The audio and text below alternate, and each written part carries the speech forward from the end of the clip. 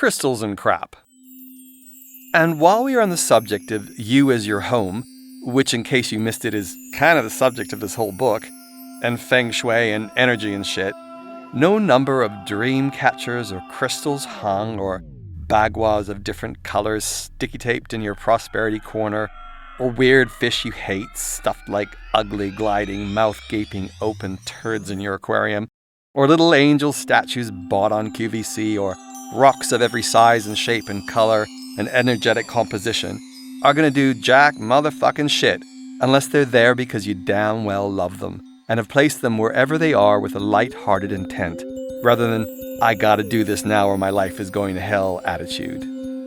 My best friend, when we were living together, would take the firings of my spiritual furnace, those things I vehemently believed in, find the things he liked, and apply them in that sickeningly arty beauty gaga Libran way,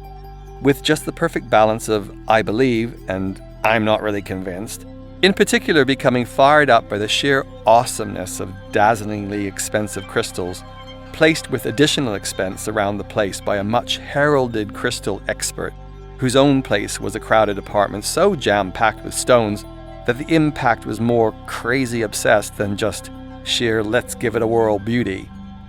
The pragmatic Libran that he is, Alphonse would fork out the dough, choosing the stones that moved his soul, and let the expert place them before sneaking them into zones he preferred once she left, most likely steered to do so by virtue of his higher other knowledge, simply letting them be with no further thought on the matter other than sheerly loving those craggy, rocky, light-spinning creations of gorgeousness. Meanwhile I, in my recently acquired feng shui frenzy, had bagwad every object in the place, shifted and pulled bits and pieces of crap into the appropriate energetic corners, bought hideous factory-made objects from Chinatown without thinking that just perhaps the antithesis of prosperity is an ugly cluster of plastic coins hanging from every corner, or cheap resin frogs shoved by the door.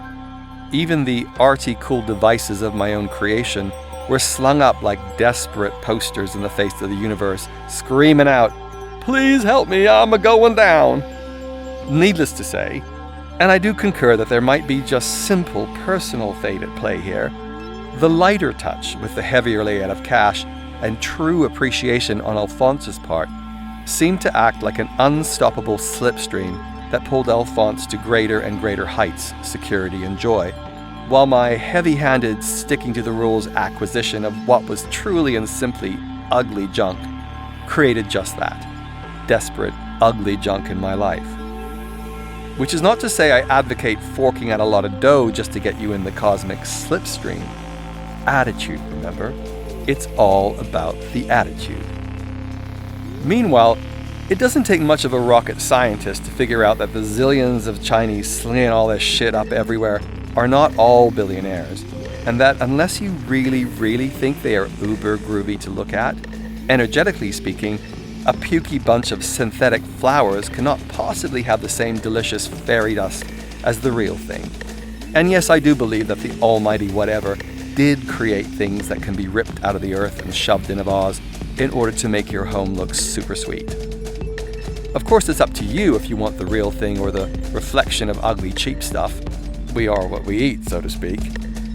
Another friend of mine was so desperate for a life-changing koi pond by her front door that the battle for good energy at the entrance to her home became so embittered it caused a rift in her marriage.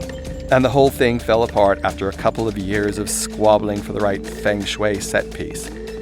Which of course probably meant they weren't really on the same plane in the first place, but ironically and pointedly illustrates how trying to push the river can simply end up with you falling over the waterfall.